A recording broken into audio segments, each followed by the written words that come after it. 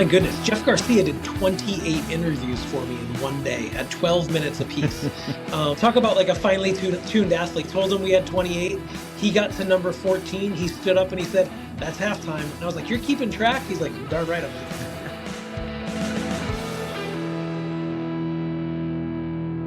track." Welcome to this. Yeah, you got all this stuff going. You go, what?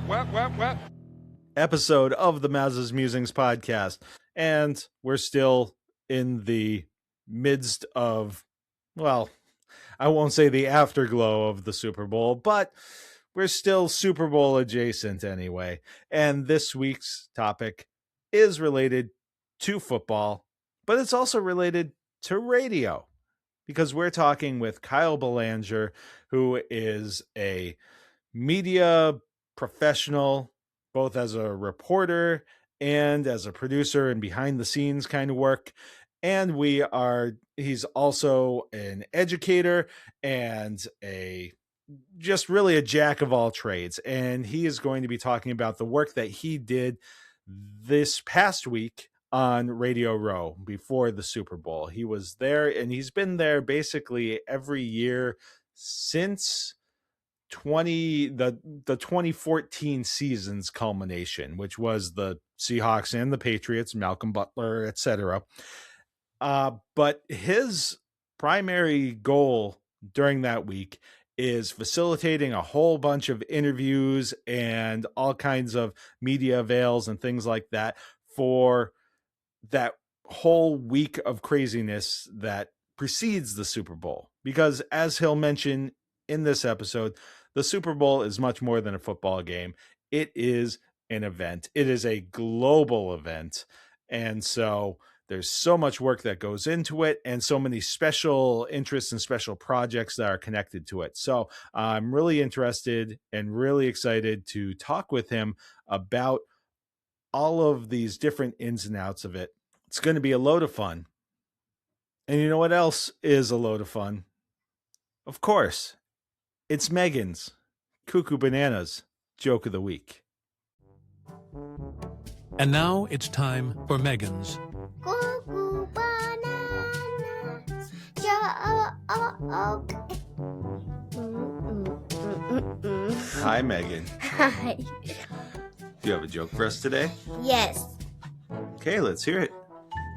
What is crunchy and looks for buried treasure?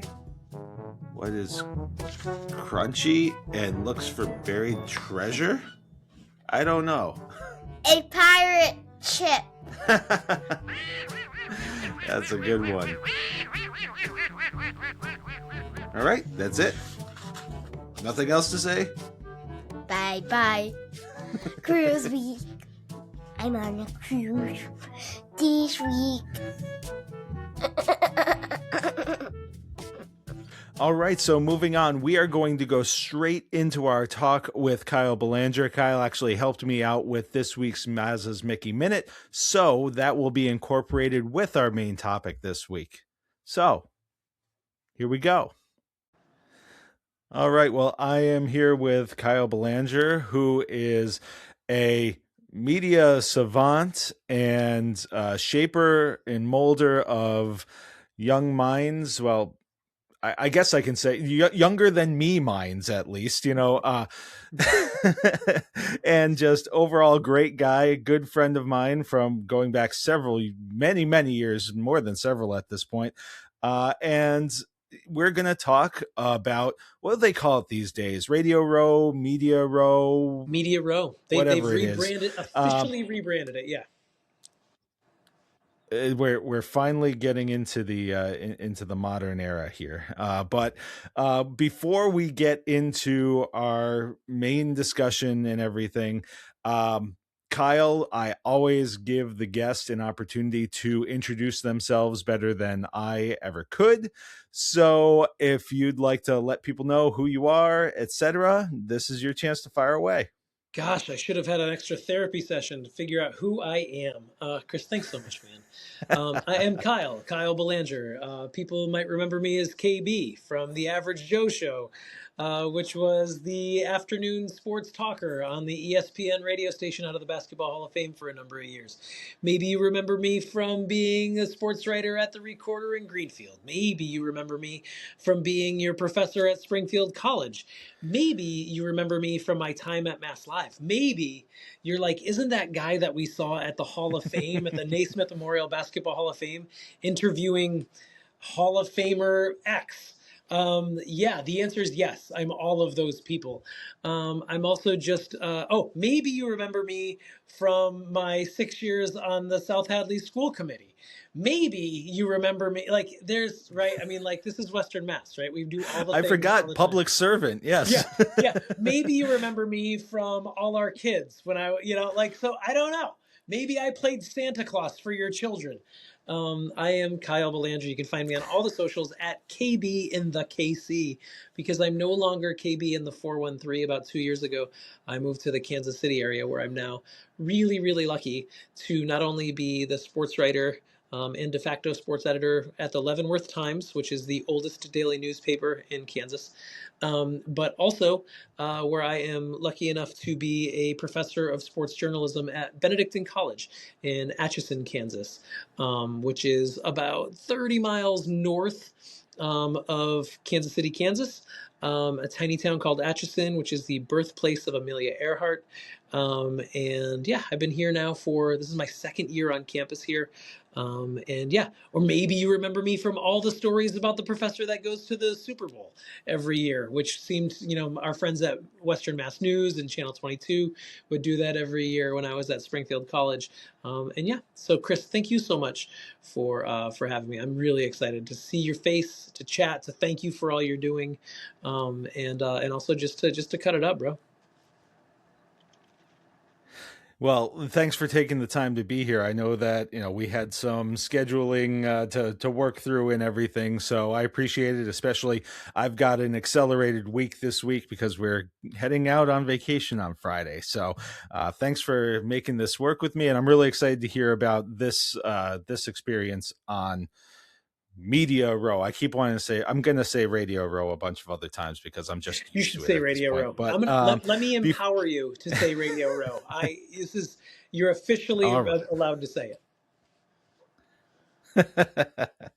All right. So before we get into that, I'm combining this with another segment. I regularly do my Mazza's Mickey Minute because I can't make it through an entire episode without talking some Disney. Some would say that it's a passion, some would say it's a sickness, but either way, I have a little tidbit here that is football related. A lot of times I try to make sure that these things are related to whatever the main topic is. So I'm going to cue up the music. We'll enjoy a brief 45 seconds or so of just, enjoying each other's company, and then we'll get into it. Donald, wake up! It's showtime! Don't forget the orchestra! Ah, there you are. And just in time. Mom says there's even more magical stuff now. For those of you standing, please hold on to the handrails throughout our journey and stay clear of the doors.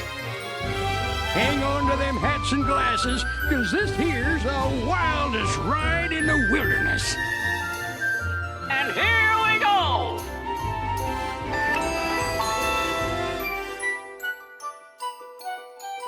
Okay, so for this week's Mazza's Mickey Minute, I'm going to talk about a trade that happened this week, 20 years ago. Now, this trade did not involve any players, but it did involve one significant football adjacent personality. 20 years ago, ESPN and by extension Disney traded Al Michaels to NBC and Universal. Now, they did this in part so that they could get the rights back to Oswald the Lucky Rabbit, which was Walt Disney's first major breakthrough animation character. And he lost that character because he didn't own the rights to it, and Universal owned the rights to that character. So I have basically the full workup of this trade. So okay. ESPN got the rights to the Ryder Cup matches, along with paying any fees that are involved with that. Olympic highlights, Oswald the Lucky Rabbit, and they got a couple of other things in exchange for Al Michaels to do Sunday Night Football. Okay. It feels like the Herschel Walker trade. Is that the Herschel? I feel like that's what would happen if the Herschel Walker trade involved Oswald the Rabbit. Like that's the equivalent. That's the equivalent is Herschel That's Walker. A great comp. I love that. So yeah, that's just that is your strange your strange Disney football adjacent fact of the day is that's Al great. Michaels ended up on Sunday Night Football because of Oswald the Lucky Rabbit. Chris, granted, I'm not as much of you said I'm a media savant, but I think my blind spot might be Disney. I'm just recognizing this now. I have never heard of Oswald the Lucky Rabbit. Should I have? And where is all the Oswald the Lucky Rabbit merchandise, given that they gave up so much to get him? So they did do a lot with him at the company's 100th anniversary. There was a lot of Oswald merchandise. They did, instead of Mickey ears, there were Oswald ears that they did and stuff like that. So you can find the merchandise, but this was pre. Like we're talking this was pre Mickey Mouse. Like Mickey Mouse ended up coming about after Oswald. And that's one of the reasons why Disney was so protective of its IP after that, was because he ended up getting what he felt was swindled out of the character that he had created, because he didn't actually own the rights to it. So there's a much larger story involved with that. But yeah, so but yeah, so that's the story of Oswald. I'm going to need to Google because I want to see it, because all I'm picturing in my head is the Donnie Darko rabbit. That's what I'm like. That's what I have in my head. And that's what I imagine Oswald looks like. There's a creepiness factor to Oswald, I'll admit, but not to that level. People say that about me too. There's a lot of creepiness factors. There's a lot of creepiness factor to a lot of those old cartoons, whether you're looking at at Oswald or some of the old Fleischer stuff or whatever. But anyway, so that is our Mazza's Mickey Minute for this week. Now I can't do any more damage around this popsicle stand. So long. See you real soon. All right, so now we're going to get into our talk about Radio Row. And you had mentioned that Western Mass News did something every year about this. But I did have to, I was just going to make a quick note as to, I found the article that I wrote about you going to Radio Row back in 2015. So this was the 2014 season Super Bowl, Patriots and Seahawks. So I'm just going to read the lead that I came up with here, and you can tell me just how accurate this actually is when you're looking back at the week. It's Friday, and back home, it's 3 a.m. Kyle Belanger is up and about to start the final leg of what has been a true test of his endurance and his body's caffeine tolerance. Yeah, that's accurate. That's absolutely accurate, especially because that was my first Super Bowl. That was in Phoenix. And this, I coincidentally, not ironically, cap tip to Alanis Morissette. This was the same matchup, obviously, Patriots, Seahawks, and another, well, Phoenix isn't West Coast. It is Mountain Time, I believe. Not Mountain. Yeah, Mountain Time. This is a West Coast Super Bowl. And so, yeah, we started, I was up every morning at 3 a.m. getting ready so we could go to Media Row so that we could catch the East Coast morning shows, which were starting 6 a.m. East Coast time, 3 a.m. San Francisco time. So yeah, that's accurate. We were another adjustment this year is the last couple of years. My partner Josh and I, my Media Row cohort. Co-conspirator and I have been getting Airbnbs now. So now I wander into our kitchen and start the coffee pot instead of having to wait to pick it up on the way to Media Row. But yeah, everything else spot on. Hit it right on the screws. So why don't we give people a little bit of background as to how your involvement and your participation in Media Row, it still sounds weird to say Radio Row, started, because it did start on Radio Row, and what exactly it started and how you got into this. Yeah, so I want to say it was 2010 through 2016, 17. As I had mentioned, I was one of the hosts of the Average Joe show on ESPN Radio 1450 The Hall, which is no longer a station. The frequency still exists, 1450 AM, still broadcasts under the umbrella of WMAS. And I love those guys so much. At the time, the then program director, Rob Anthony, decided that he wanted a flagship local station to really go after, at the time, the market leader, the I guess it was, goodness, I forget what the frequency would have been. WEI. WWEI at the time was Western Mass's frequency. And so I was hired to lead that team with Michael Buster McMahon and the late Tony Lapanese. And we had so much fun. Along the way, one of our listeners was a gentleman by the name of Chris Visser, who's from South Hadley, and his younger brother of Leslie Visser, also a South Hadley native. He was home to visit some friends and heard the show. He had come into the studio that day after hearing and sort of laid out a blanket invitation, said he liked what he heard, and was thinking that I could come with him and work on Radio Row. I could broadcast my show from there and then do part of what his project was, is that he brought a bunch of sponsors and paired them with celebrity ambassadors and ran media campaigns. In addition, he also worked with an incredible group of wounded, disabled veterans to put on a benefit flag football game against NFL alumni.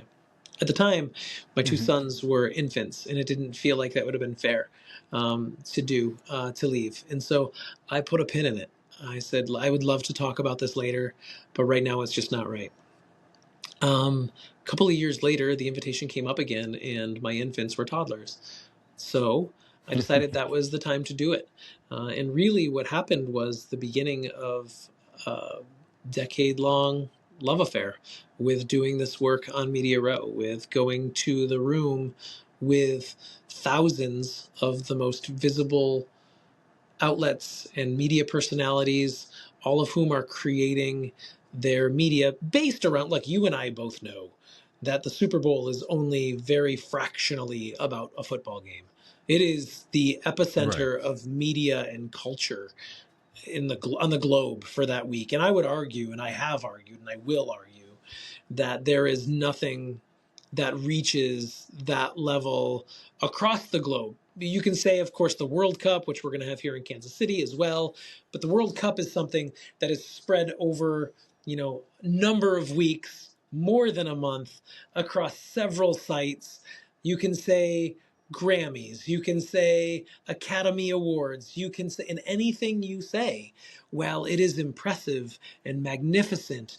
What it is missing is the fact that it is 400 to 500 outlets across all media forms, radio, TV, podcasts, all of the biggest names in media outlets, television, all crammed into one room, all broadcasting in the feeding frenzy around the finite number of guests that are there at any given time.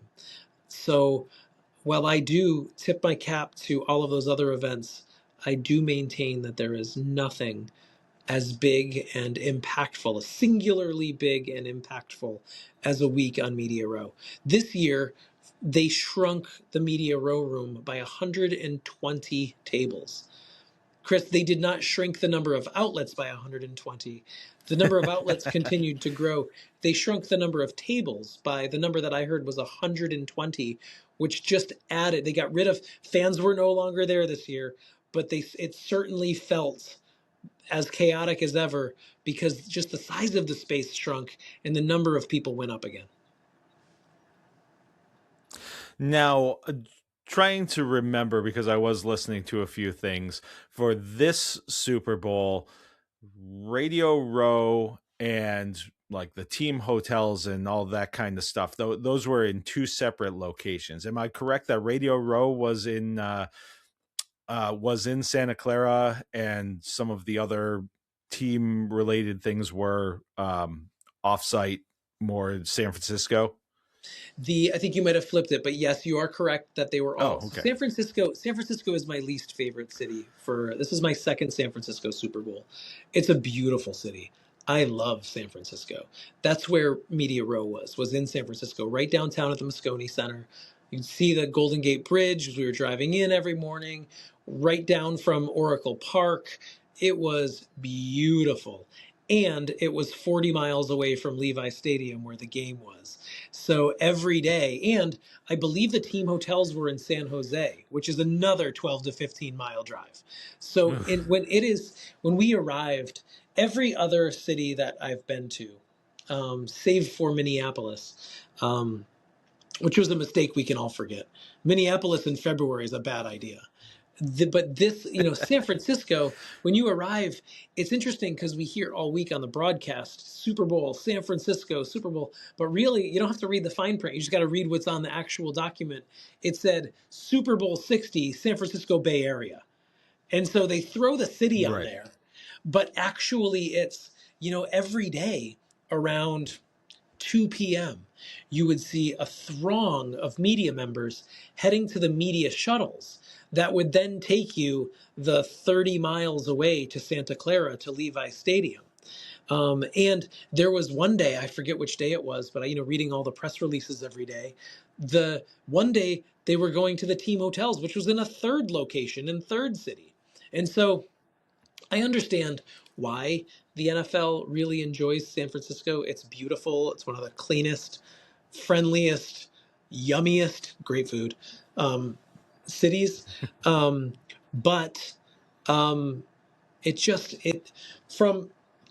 a media standpoint, the ease versus like Atlanta, when we have it in Atlanta, and we will, I think in 2 years, it's back in Atlanta, or Vegas. When it's back in Vegas is said to be the front runner for the Super Bowl in 3 years.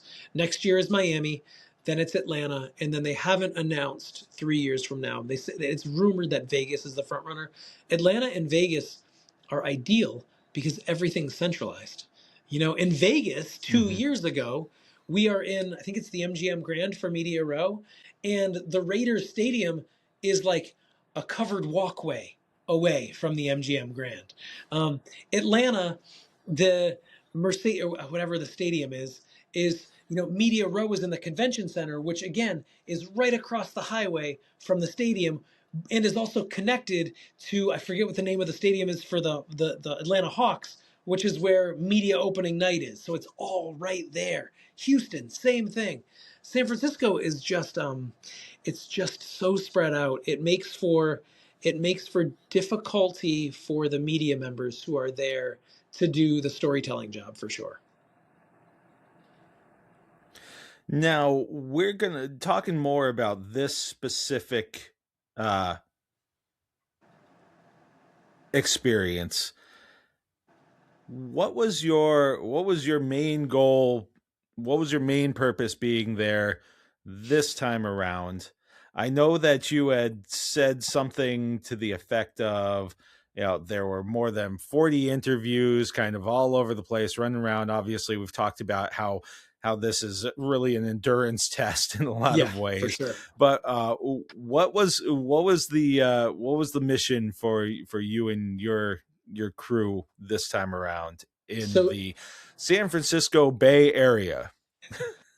It was to keep my co-conspirators out of jail. That's number one. To make sure that I always have enough bail money for those guys. No, it was so in the years since the Average Joe show has no longer been a thing, which is actually interestingly, it ended the last San Francisco Super Bowl. That was when we came back and were told that the frequency was. We did such a great job that they were becoming a country station. So so that was so anyway, since then I really have devoted my work to doing sports strategic communication and PR work. This year I was really lucky that the Disabled American Veterans was bringing back our football game for the first time since the COVID pandemic. DAV was working with our good friend BJ Ganem, who was the captain of the Wounded Warrior amputee football team. They decided that BJ has been working hard, very, very hard to get that game back. There's a lot of people, we used to travel the country, not only in Super Bowls, but we had this incredible team roster of remarkable heroes who are also great athletes who lost limbs in service to our country. And we would play against, teams of NFL alumni and Snoop Dogg and Simone Biles and Mary Lou Retton has shown up and Jeff Garcia and Kenny Mayne. And, we played every Super Bowl, and we also, we played on Lambeau Field on Veterans Day, and I want to say 2018 against the Packers alumni. It's the only time I've ever heard Lambeau Field root against the Packers was when our team beat them. And so we got the band back together this year. BJ Ganem did a lot of beautiful work, found the Disabled American Veterans, and we created the DAV Bowl. Which was played this weekend. And so we partnered with DAV and also Athletes for Care, which is a wonderful nonprofit run by former number 2 overall pick Robert Gallery, a great offensive lineman from Iowa, number 2 pick by the Raiders, who's doing remarkable work in the realm of mental health for former athletes. And so Robert Gallery, BJ Ganem, and I put together, and my partner Josh put together a 3-day media blitz in which they did, I want to say we scheduled and conducted on Media Row, we did close to 50. And I know the day that they weren't on Media Row, they did 20 more, just local TV hits. So Josh and I were right in the mix, working on that project. We also had the wonderful people for Mueller Sports Medicine, which are like, if you've ever been an athlete, gotten taped up on the training table, or if you've ever had the fortune of getting, you're looking for some electrolyte gum and you go to that, get some Quench gum, or Revive. Their new Revive technology is amazing. It's like basically massaging leg gear or shoulder wear.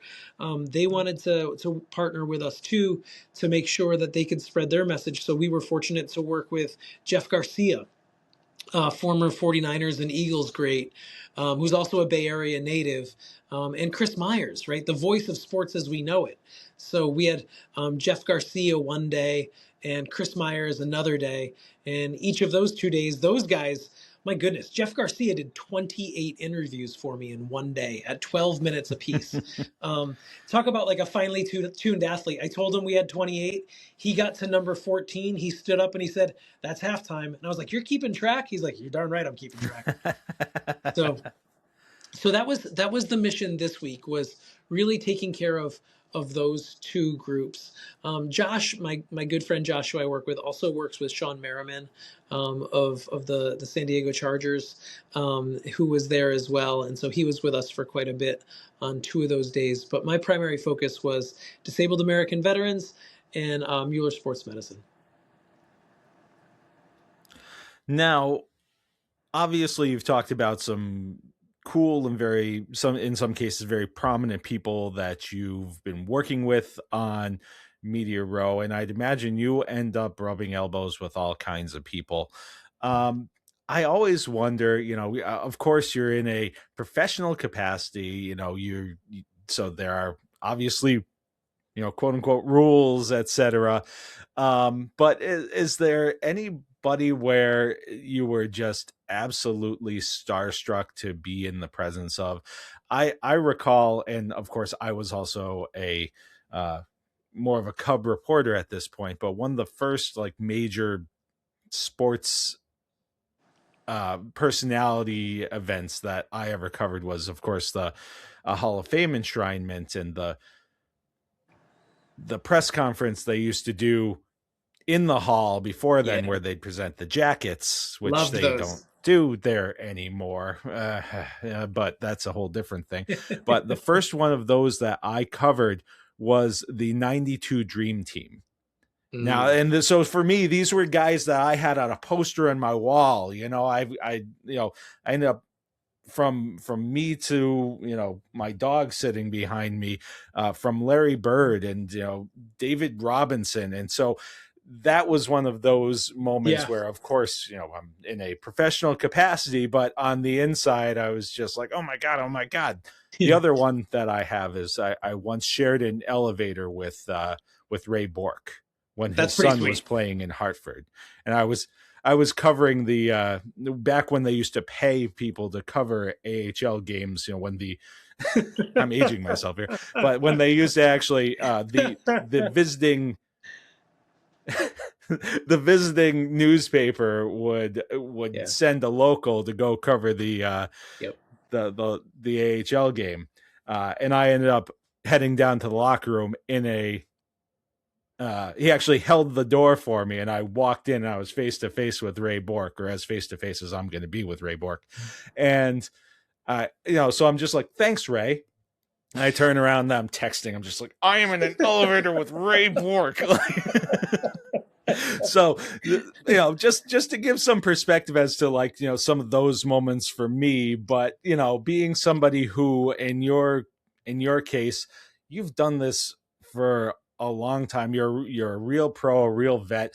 You've interviewed all kinds of Hall of Famers and such in your career, but is there still anybody that you were just like, I can't believe that I'm here with this person? I'm going to tell you the most anticlimactic story ever. You ready? Okay, here's what happened to me this year.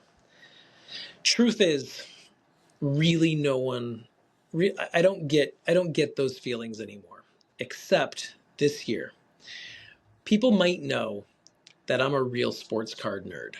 I love sports cards. So this is the level of nerdery I am. The amount of times that I've had to sidestep Emmitt Smith or Jerry Rice or, even this year, Charlotte Flair. I'm a big wrestling guy too. So seeing Charlotte Flair was really cool. It's really neat. But for me, it's not I'm a media nerd. And so this year, Chris, I ran into my favorite sports card influencer on Media Row. His name is Jay, and he runs Mojo Sports. And he was carrying a box, and I had to I was in my head, I was like, play it cool, Belanger.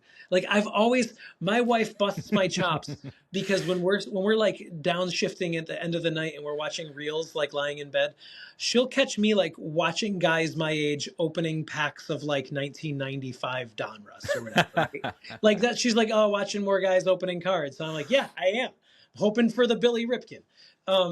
But so this year I ran into Jay, and I played it cool in my head.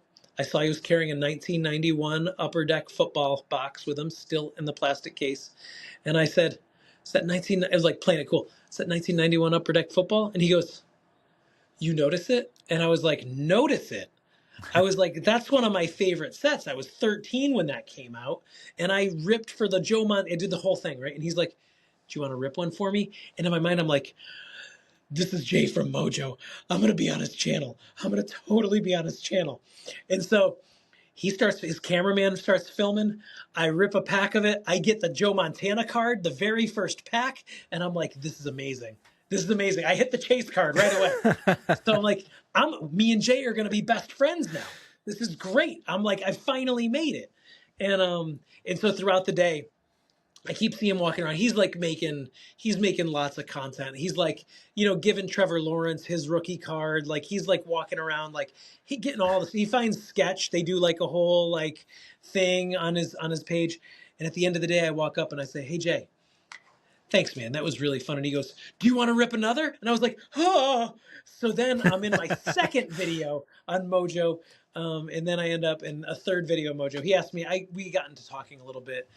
Sports cards are really big for me. They were actually a big part of, without getting too dark, they were a really big part of like my ability to get healthy when I went through some dark times. And so he did a third video with me when we talked about like the value of like, people in sports cards call it hashtag the hobby. So we were talking about like how the hobby was really important for my own health.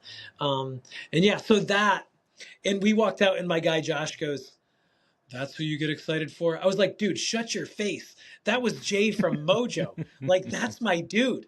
So that's really what it boils down to, is it's moments like that. Also, like, I love nerding out with like members of the media. So like when I get to work with, so for me, like as someone who used to work late night at Mass Live, coming home listening to JT the Brick was one of my favorite things. And so whenever I can book a guest on JT the Brick, which I did a bunch this week, it's always really it's really nice. It's really humbling because like JT's someone whose conversation style I've always really enjoyed. Oh, and then the last one, honestly, is Gary Delabate, Baba Booey from the Howard Stern show.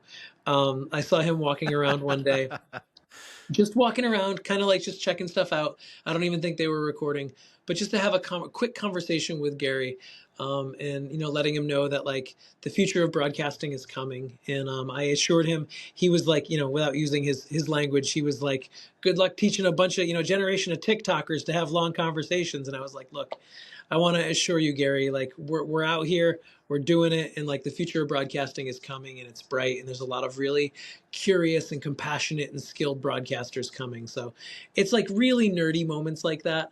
But in terms of like people who throw and catch balls, like I think they're really neat and it's really fun to work with them. But my nerdery and my starstruckedness really comes from the media side.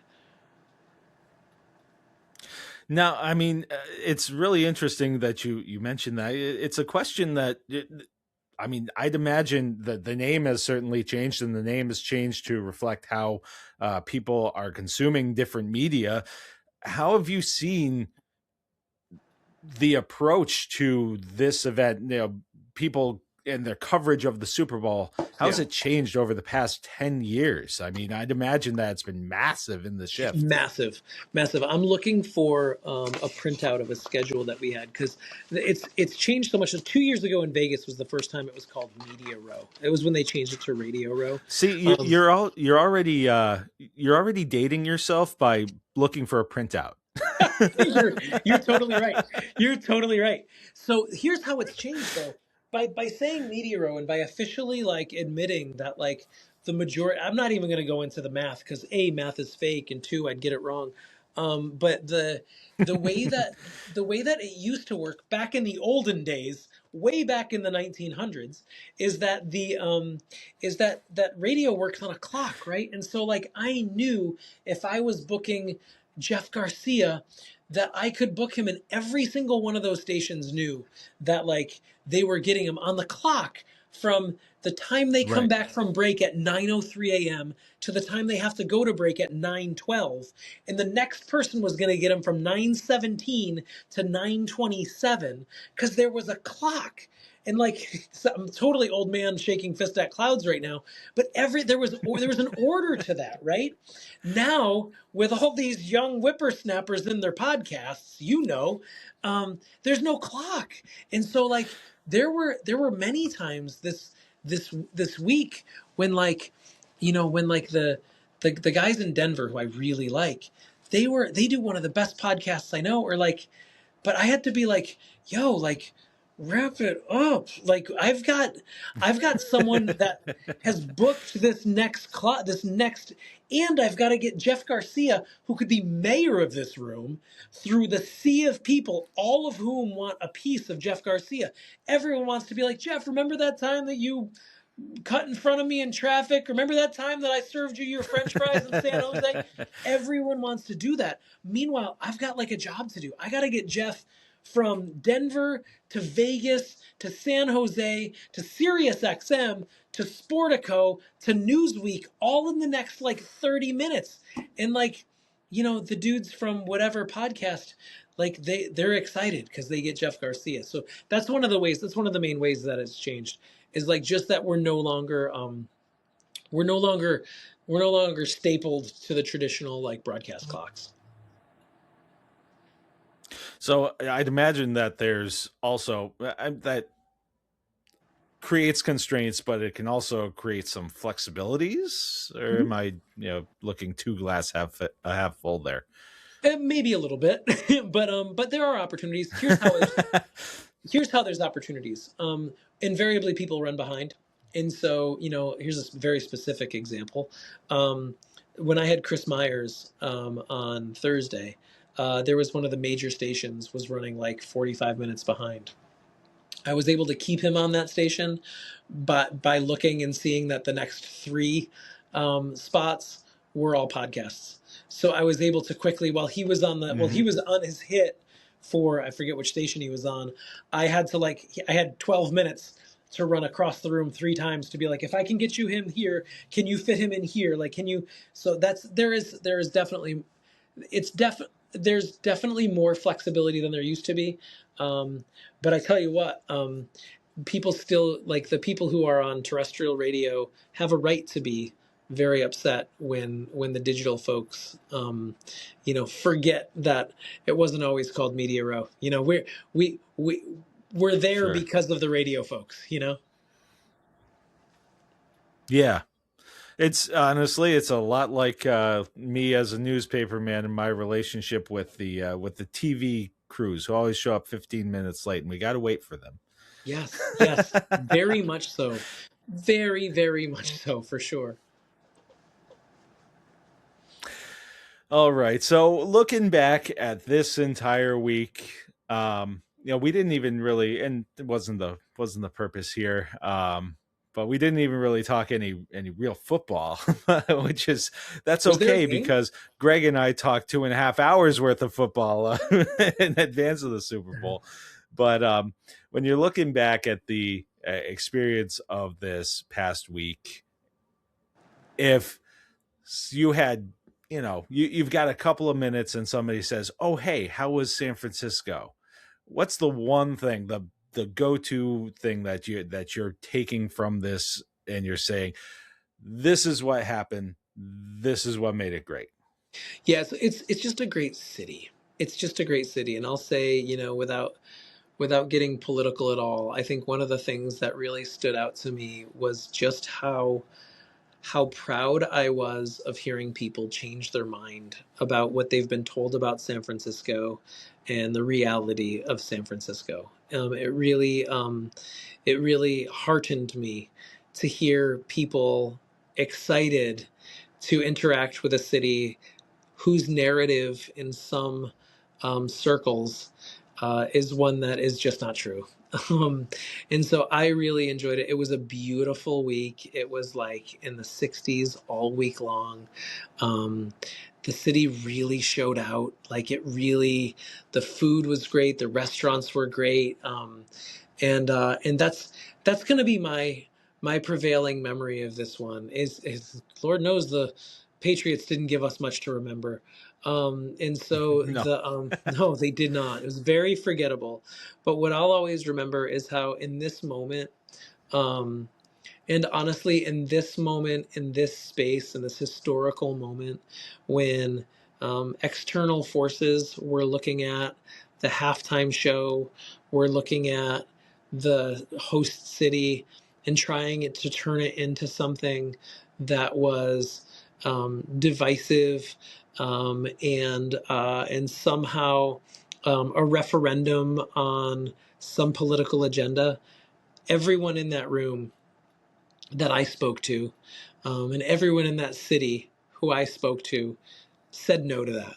Like it was really, maybe because in this space, kindness and humanity and united goodness feels revolutionary. But I will tell you that in that space, there was a dedication to making sure that we were all in this doing a thing together, and it was fully removed from the narrative that was attempting to be spun in other spaces. All right. Well, Kyle, thanks very much for taking the time to talk with me today and giving us a little bit of a window into what it's like to really, to experience Media Row as, something beyond just what people are seeing on the cameras. They see these 12-minute interviews, or even more, these 15-second clips that they see on this, but getting a little feel for what goes into all of that, I'm really appreciative to have that opportunity. Thanks, man. That really means a lot. It's like one of those, I always tell people I'm really lucky to have one of the highest pressure, least sexy jobs in all of the media. And if you're looking for high pressure and lack of sexy, you got your guy right here. I don't think I can top that, so I think that's where we can. They'll put that on my headstone. Well, when you're listening to this episode, myself, Eileen, and Megan are on our way, or we may actually be there, depending on when you're actually listening, but we are going to be on our way to Florida to go on our next Disney cruise. And who's helping us with that Disney cruise? Of course, it's We Do Travel Right.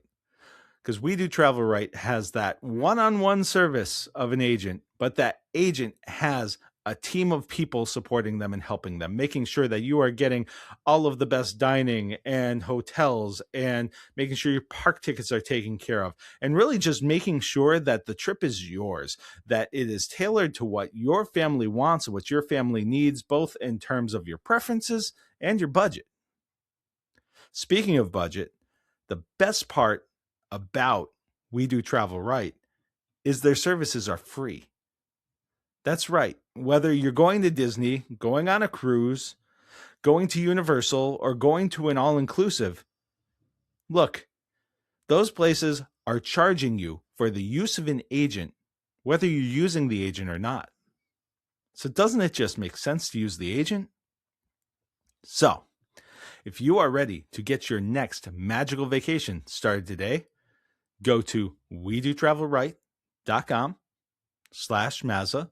That's WeDoTravelRight.com/MAZA.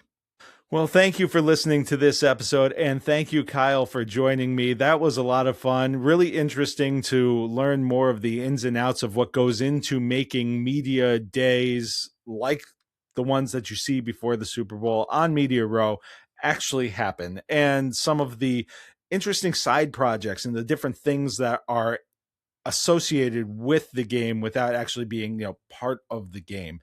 Very cool work that he's doing when it comes to mental health and working with the disabled veterans. Really, really cool stuff. Thank you again. And I will make sure to have some information in the show notes that kind of connects you with some of the things that Kyle was working on. I'll also see if I can find the find that information about that sports card clip. I'm going to see if I can find that and see if I can get that on social media at the very least. So anyway, once again, thank you to everybody who is listening. If you want to connect, we've got all kinds of ways to do that. You can find us on Facebook at Mazza's Musings Podcast. Now, we also have the Muse in Place, which is the Mazza's Musings Podcast community on Facebook. We can also connect on Instagram, Threads, and Twitter X at Mazza's Musings Pod. I've also got a TikTok, Mazza's Musings Podcast. There is a Blue Sky that you can find me on, and the YouTube channel is there as well. So go ahead and subscribe to that. You can find a lot of this information plus more on our website, mazzasmusings.wordpress.com. While you're there, you can find past episodes. You can find more information about the podcast and you can sign up for the newsletter. Now, when you're listening to this, you've already received this week's newsletter. Next week, there is no newsletter because I am on the cruise that I talked about. But while you are there, waiting for your next newsletter, if you want to support us just a little bit more, you can buy us a blue milk. And that's a small, obligation-free way to help us with some of the little costs that go into putting this podcast together. Now, and whether you are buying us blue milk or listening for the first time, we appreciate all of the support. And of course, the best way to support us is to tell people about us. Word of mouth is always the best, but you can also go to your favorite podcatcher, leave a rating or review, and that will make us more discoverable in those algorithms. And so more people can join in this community that we're building. Once again, thanks very much for listening. I hope you have a great weekend and a great week.